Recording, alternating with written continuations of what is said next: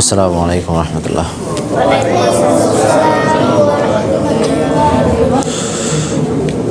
কেমন আছেন সবাই? আলহামদুলিল্লাহ।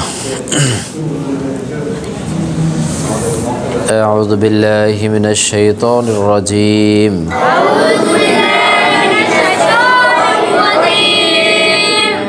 أعوذ بالله من الشيطان الرجيم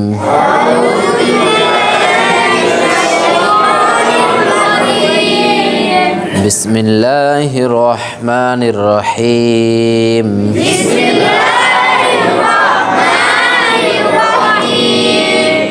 ربي زدني علما ربي زدني علما ربي زدني علما اللهم انفعني بما علمتني وعلمني وزدني وعلما بسم الله الرحمن الرحيم কয় অক্ষরে ওয়াজিব গুণা?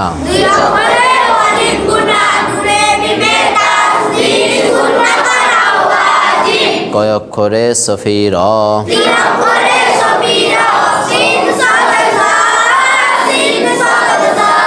সিন সদ জা সিন সদ জা। কয় অক্ষরে সফির?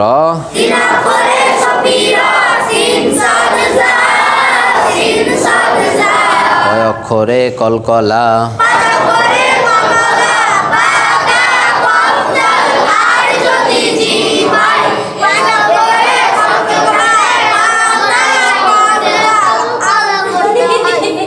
পাঁচ অক্ষরে সাকিন থাকলে কলকলা করতে হয়।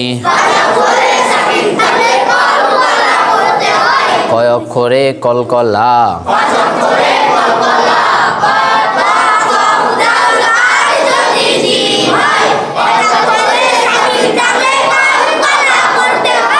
পাঁচ অক্ষরে সাকিন থাকলে কলকলা করতে হয়। কয় অক্ষরে ইস্তিলা?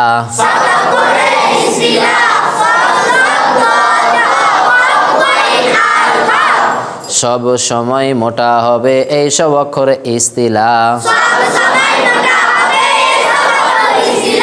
স থেকে একই সাথে সবাই কন।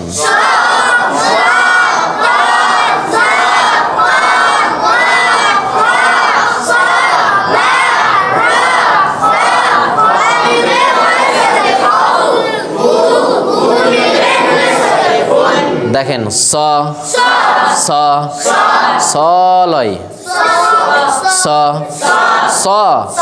আরেকবার সবাই সামনে দেখেন স। আরেকবার দ ত জ অ ঘ ঘ খ স ব্যা র খ। খ মিলবে ওয়াবের সাথে খৌ। ফু ফু মিলবে নুনের সাথে ফুন। স। আরেকবার আওয়াজ দিয়ে সবাই এটা। আরেকবার এটা এটা এটা। আরেকবার এটা। আরেকবার এটা। আরেকবার এটা। বলেন বলেন। তারপর আরেকবার খ। আরেকবার খ। আরেকবার মিলান। আবার মিলান। তারপর আরেকবার সবাই বলেন মিলান। পেশের বামে ওয়াও সাকিন পেশে যদি উল্টা হয়। জেরের বামে ইয়া সাকিন জের যদি খাড়া হয়। জবরের বামে খালি আলিফ জবর যদি খাড়া হয়। এই 6টি মাদকে এক আলিফ টানতে হয়। মাদ্দে আসলি তাকে কয়। তা থেকে একই সাথে জোরে জোরে সবাই কন।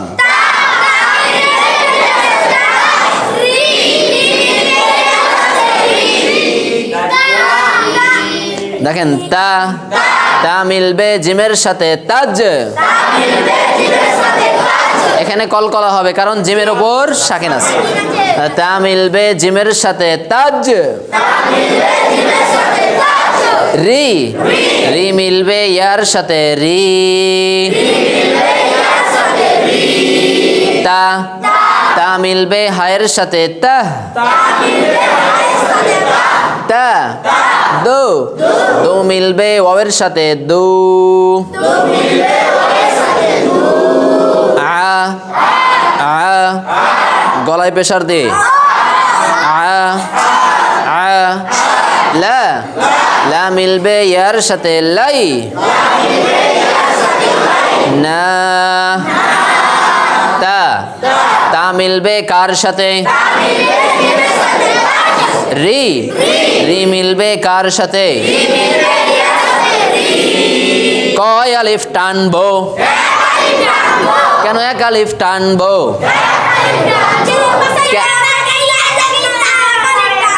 জেরের বামে ইয়া সাকিন এক আলিফ টানতে হয়। তা তা মিলবে কার সাথে। তা মিলবে কার সাথে। তা মিলবে কার সাথে। তা দু দু মিলবে কার সাথে। কয় আলিফ টানবো। কেন এক আলিফ টানবো। পেশের বামে ওয়াও সাকিন 10 আলিফ টানতে হয়। আ লা লা মিলবে কার সাথে। না কয় আলিফ টানবো। কেন এক আলিফ টানবো।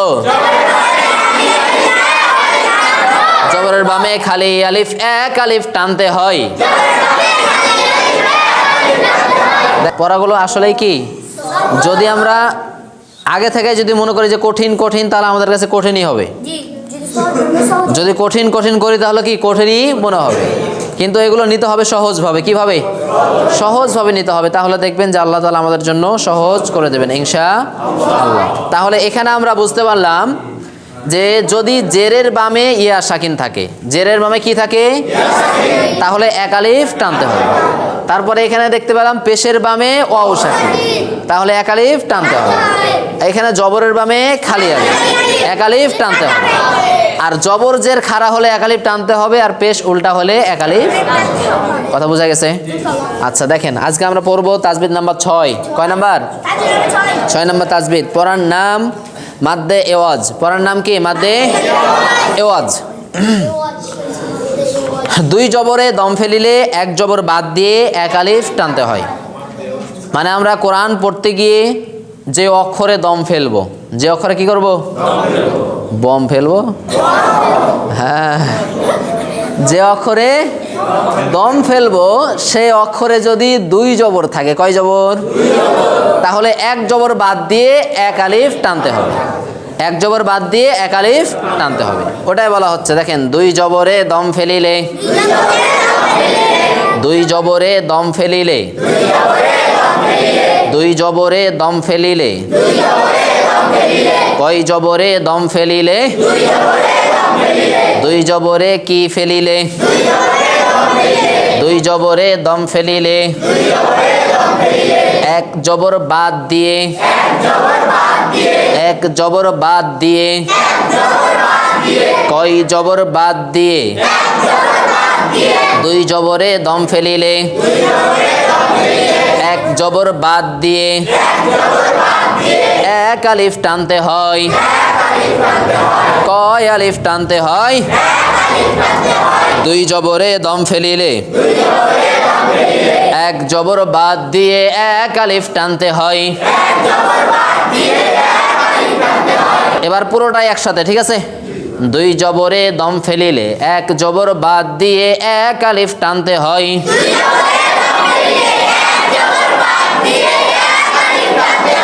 দুই জবরে দম ফেলিলে এক জবর বাদ দিয়ে এক আলিফ টানতে হয়।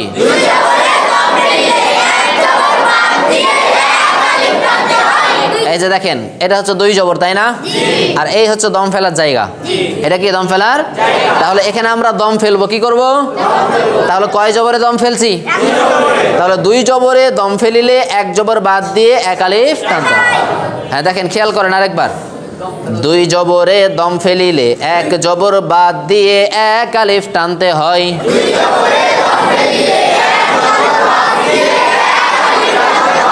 এদিকে খেয়াল করেন সবাই, এদিকে দেখান, এই মুরব্বী। দুই জবরে দম ফেলিলে এক জবর বাদ দিয়ে এক আলিফ টানতে হয়।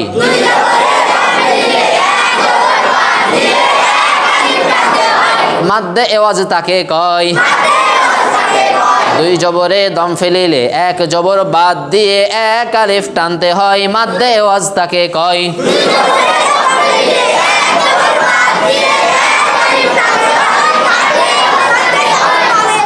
মাদ্দে এওয়াজ তাকে কয়।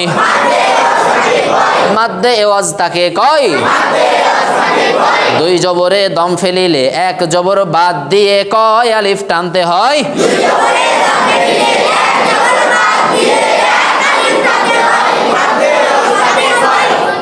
আপনার কিসের এত চিন্তা যে গালে হাত দিয়ে পড়া হয়েছেন?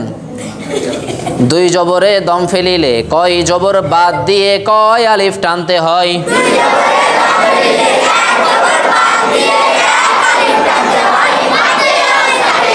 দুই জবরে দম ফেলিলে কয় জবর বাদ দিয়ে কয় আলিফ টানতে হয়।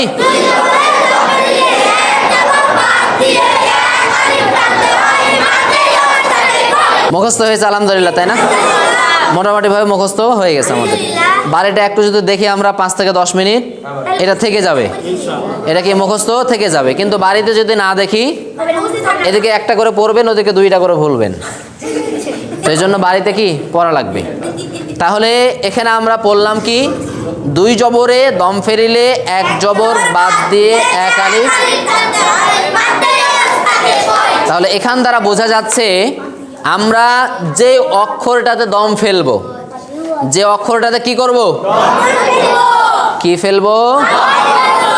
হ্যাঁ, যদি দুই জবর থাকে, ওই অক্ষরে যদি দুই জবর থাকে, তাহলে এক জবর বাদ দিয়ে এক আলিফ টানতে হবে। যেমন এখানে দেখেন, মিমের উপর কয় জবর আছে? তাহলে মিম দুই জবর মান হয়, তাই না? তাহলে এক জবর বাদ দিয়ে দিলাম, তাহলে কি থাকলো? মিম জবর। এই মাকে এক আলিফ টান দিতে হবে। কথা বুঝতে পেরেছেন? হ্যাঁ, এই যে এখানে দুই জবর আছে, দম ফেলার কারণে একটা জবর বাদ, তাহলে মিম জবর, এটাকে এক আলিফ টান দেওয়া লাগবে। এই যে দাল, দাল দুই জবর দান হয়, দম ফেলার কারণে একটা জবর বাদ, তাহলে দাল জবর, এটাকে এক আলিফ টান দেওয়া লাগবে। তারপরে লাম দুই জবর লান হয়, দম ফেলার কারণে এক জবর বাদ, তাহলে লাম জবর। বুঝতে পেরেছেন? জি জি, দুই জবর থাকলে দম ফেললে এক জবর বাদ দিয়ে এক আলিফ টানতে হবে। দেখেন, হ্যাঁ হ্যাঁ হ্যাঁ, কি কি মিলবে ইয়ার সাথে? কি মা আ লি, লি মিলবে ইয়ার সাথে। লি মা আ বা দা আ আ লি, লি মিলবে ইয়ার সাথে। লি লা হা, কি কি মিলবে কার সাথে? কয় আলিফ টানবো? কেন এক আলিফ টানবো? জেরের বামে ইয়া সাকিন এক আলিফ টানতে হয়। মা, কয় আলিফ টানবো? কেন এক আলিফ টানবো? দুই জবরে দম ফেলিলে। হ্যাঁ, তাহলে দুই জবরে দম ফেললে এক জবর বাদ দিয়ে তাহলে মা, আবার ডাকেন মোহাব্বতের সহিত মা। আ লি, লি মিলবে কার সাথে? কয় আলিফ টানবো? কেন এক আলিফ টানবো? তারপর আবার ডাকেন আ, আ বা, তারপর অ, লি, লি মিলবে কার সাথে? কয় আলিফ টানবো? কেন এক আলিফ টানবো? তারপর পারা যাবে? দেখেন, খেয়াল করেন। ক্লান্ত? কোন দল? আচ্ছা আচ্ছা আচ্ছা, থামেন। দেখেন, আর 5 মিনিট পড়বো আমরা, ঠিক আছে? আর 5 মিনিট যদি মনোযোগ দিয়ে পড়ি, এটা আমাদের কমপ্লিট হয়ে যাবে ইনশাআল্লাহ। দেখেন, একটু কষ্ট করেন নাকি? দেখেন, হ্যাঁ, আরেকবার আওয়াজ দিয়ে এইটা বলেন, আরেকবার। টান হবে না। কি কি মিলান? কি মিলবে কার সাথে? তারপর তারপর আরেকবার, তাড়াতাড়ি। তারপর আরেকবার, তাড়াতাড়ি মিলান। আরেকবার মা ডাকেন। তারপর তাড়াতাড়ি তারপর আরেকবার, আরেকবার বা, তারপর তারপর ক, তারপর মিলান। তারপর পড়া বোঝা গেছে ইনশাল্লাহ। তাহলে মা কয় আলিফ টান দিতে হবে? কেন?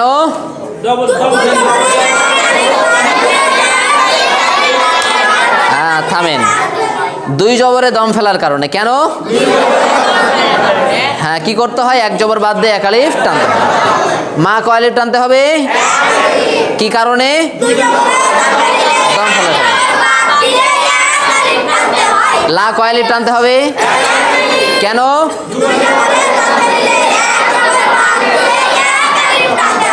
লি কয় আলিফ টানতে হবে? লি কেন? কি কয় আলিফ? কেন? লি কয় আলিফ? কেন? বুঝতে পেরেছি আমরা, আলহামদুলিল্লাহ। জি,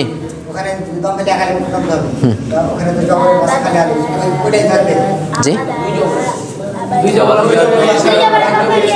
এখানে জবরের বামে খালি আলিফ এটা চলবে না, কারণ 2 জবর আছে। তো এখানকার যেটা নিয়ম, এটা হবে 2 জবরে দম ফেললে 1 জবর বাদ দিয়ে 1 আলিফ টানতে হয়। জি, দেখেন,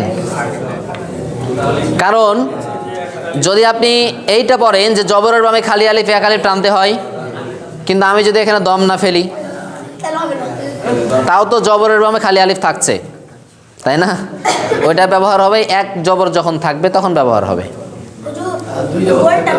জি না, দম ফেললেই, দম ফেললে, 2 জবরে দম ফেললে, শুধু 2 জবর দেখলে না, শর্ত কি? দম ফেলা। দম ফেললে টান হবে, দম না ফেললে টান হবে না। হ্যাঁ, পড়ে যেতে পারবে। যেমন এদিকে দেখেন, খেয়াল করেন, এইখানে দম ফেলার জায়গা আছে, আপনি দম ফেললেন। এখন মনে করেন যে আপনার দম অনেক বেশি আছে, আপনি কারি সাহেব মানুষ, পুরোটাই পড়ে যাবেন। কিভাবে? হাকিমান আলিমা। আবার এখানে দম ফেলার কারণে 1 আলিফ টান হবে। যদি এখানে দম না ফেলেন, আবাদান কলিলা, আবাদান, দাং এখানে গুন্না আছে, ওটা আর একটা নিয়ম, কিন্তু টান হবে না যদি দম না ফেলেন। আর যদি দম ফেলেন তাহলে আবাদা, আবাদা টান হবে। আগামীকালকে আমরা পড়ব 7 নাম্বার তাজবিদ। কয় নাম্বার? এটা একটু বড় আছে, এজন্য আজকে একটু আলোচনা করি, কালকে তাহলে কি আমাদের 7 নাম্বারটা আমরা পেরে যাব। হ্যাঁ, গভীর মনোযোগ। তাজবিদ নাম্বার 7। পড়ার নাম মাদ্দে লিন। পড়ার নাম মাদ্দে লিন। মাদ্দে লিন অর্থ নরম করে টানা। মাদ্দে লিন অর্থ নরম করে টানা। নরম করে টানা। মাদ্দে লিন বুঝতে হলে 2টি বিষয় জানতে হয়। যারা বই খুলে আছেন বন্ধ করেন, এই দিকে খেয়াল করেন। মাদ্দে লিন বুঝতে হলে 2টি বিষয় জানতে হয়। কয়টি বিষয়? 1 নাম্বার লিনের অক্ষর। 1 নাম্বার লিন অক্ষর। মাদ্দে লিন যদি বুঝতে হয় তাহলে 1 নাম্বারে আগে আপনাকে লিন অক্ষর চিনতে হবে। কি অক্ষর? এই লিন অক্ষর 2টি। লিন অক্ষর কয়টি? 2টি। ইয়া সাকিন ডাইনে জবর, ওয়াও সাকিন ডাইনে জবর। ইয়া সাকিন ডাইনে জবর, ওয়াও সাকিন ডাইনে জবর। এই 2টা হচ্ছে লিন অক্ষর। এই 2টা কি? দেখেন, লিন অক্ষর 2টি। লিন অক্ষর 2টি। ইয়া সাকিন ডাইনে জবর, ওয়াও সাকিন ডাইনে জবর। লিন অক্ষর কয়টি?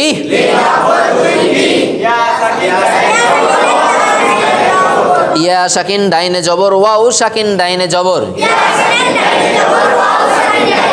লিন অক্ষর কয়টি?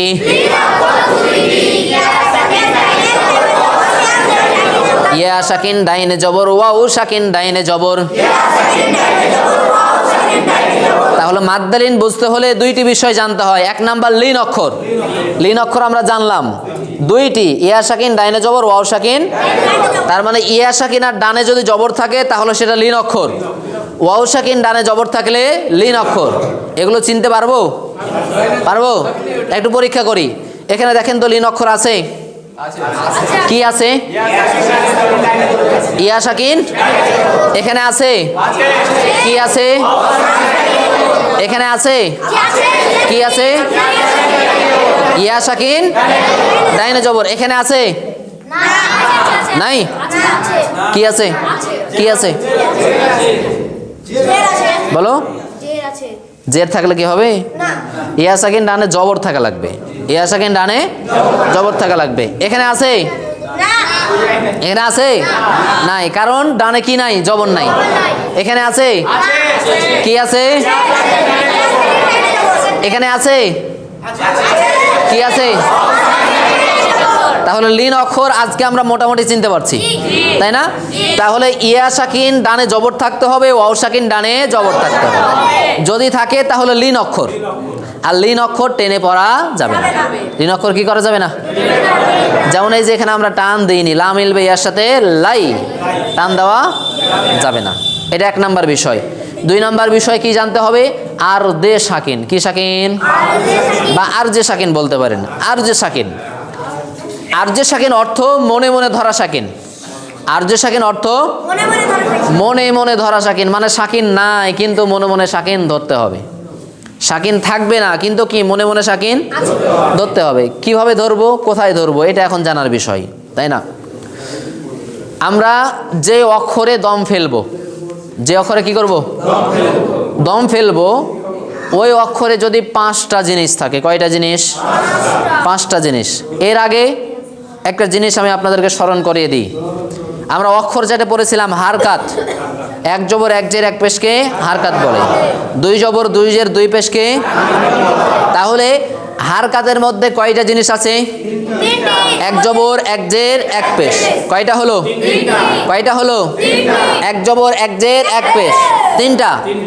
তানবিনের ভিতরে কয়টা জিনিস আছে? কয়টা? 3টা না, 2 জবর 2 জের 2 পেশ। মোট কয়টা হলো? কয়টা হলো? 6টার মধ্যে আজকে আমরা একটা বললাম, 2 জবর পড়েছি না? 2 জবরে দম ফেললে 1 জবর বাদ দিয়ে 1 আলিফ টানতে হবে। তাহলে 6টার মধ্যে একটা বাদ গেল, থাকলো কয়টা? কয়টা? কি কি থাকলো? 1 জবর 1 জের 1 পেশ, 2 জের 2 পেশ, 2 জের। এই 5 স্থানে যদি আমরা দম ফেলি তাহলে সাকিন ধরতে হবে। এই 5 স্থানে যদি দম ফেলি, আবারও বলছি দেখেন সহজভাবে, আমরা যে অক্ষরে দম ফেলবো সেই অক্ষরে যদি দুই জবর না থাকে, কয় জবর? দুই জবর যদি না থাকে তাহলে সাকিন ধরতে হবে। যে অক্ষরে দম ফেলবো সেই অক্ষরে যদি দুই জবর না থাকে তাহলে মনে মনে সাকিন ধরতে হবে। কথা বুঝতে পেরেছেন এবার?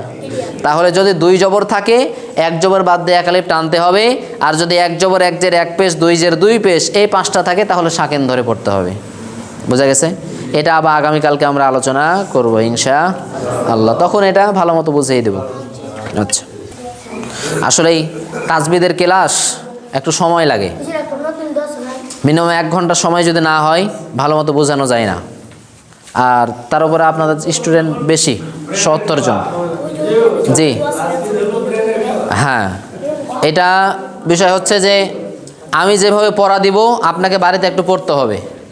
অন্তত যদি আপনি নাও বুঝেন যে ছন্দটা আপনাকে দেওয়া হবে, ছন্দটা আপনাকে মুখস্থ রাখতে হবে। ছন্দটা কি রাখতে হবে? যদি মুখস্থ থাকে, যখন আপনাকে আমি কোরআন যখন ধরাইবো ভেঙ্গে ভেঙ্গে যখন পড়াইবো তখন দেখবেন যে যদি আপনার মুখস্থ থাকে অটোমেটিক্যালি আপনি বুঝতে পারবেন। বোঝা গেছে? এই জন্য বাড়িতে সময় দেওয়াই লাগবে, সময় দেওয়াই লাগবে, পড়তেই হবে, বইখানটাকে দেখতেই হবে, না হলে বই রাগ করে নেবে পড়ার ভিতরে, তাই নয়? হ্যাঁ, তো এই জন্য বই আমরা দেখবো সবাই ইনশাআল্লাহ।